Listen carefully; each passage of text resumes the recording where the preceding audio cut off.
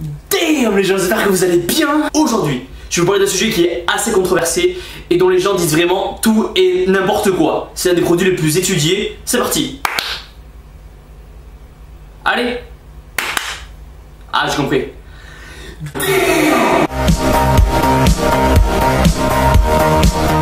Allez, je vais me faire un petit shaker post-workout. Whey, ok. BCA, ok. Créatine, ok.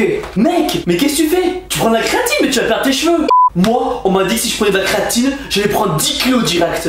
Quoi? Tu prends de la créatine? Mais tu te dopes en fait. Me dis pas que tu prends de la créatine. En fait, c'est comme si tu prenais des stéroïdes quoi. Ah, ça va mieux. Plus sérieusement, la créatine n'a rien à voir avec les stéroïdes et elle n'a rien d'hormonal. Elle ne va en rien jouer sur votre production de testostérone et elle ne vous fera pas perdre vos cheveux. La créatine, il y en a dans le poisson et la viande.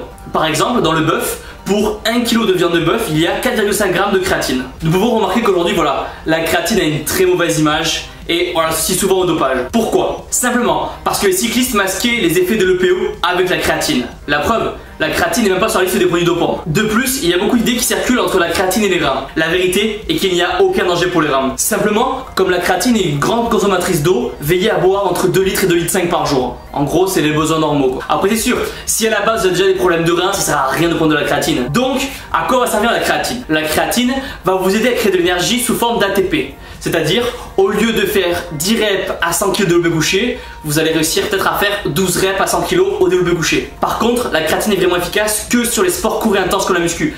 Donc si vous faites de l'endurance, la créatine ne sera pas vraiment efficace. La créatine va donc accroître la taille de vos fibres musculaires par un effet de rétention d'eau intracellulaire. Après, cette croissance va vraiment se faire sur le long terme. Vous n'allez pas voir les effets de la créatine au bout de 2 jours. Donc, quand prendre la créatine? Alors au début j'ai commencé à la muscu, j'ai commencé à prendre la créatine, j'avais quoi? J'avais 18 ans et à l'époque les études n'étaient pas encore claires par rapport au sujet de la créatine. Donc il était vraiment conseillé de faire une phase de charge. Donc qu'est-ce que c'était? C'était prendre 20 à 30 grammes de créatine par jour pendant 5 jours, pendant la première semaine et après stabiliser avec 5 grammes de créatine.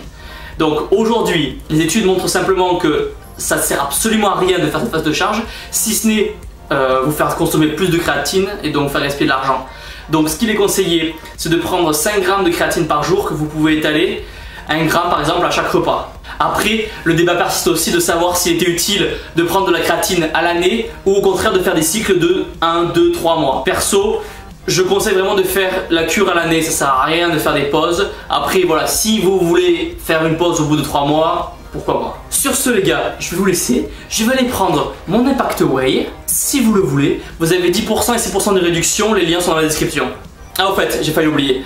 Beaucoup de personnes me demandent dans les commentaires ou dans les messages sur Facebook quel débardeur j'achète ou les t-shirts que je mets. Alors celui-là en l'occurrence, c'est un No Pain No Gain. Et moi je suis super content. Il est assez fit, il moule bien. Et non, plus sérieusement, si vous voulez, vous avez le lien dans la description pour aller checker un peu le site et voir les modèles, mais franchement c'est super cool. Pensez à vous abonner, à partager la vidéo sur le mur des personnes qui pensent encore que la créatine c'est du dopage. Même si j'aime en bas de la vidéo, ça me fera super plaisir. On se voit très vite, on se voit bientôt. Boum.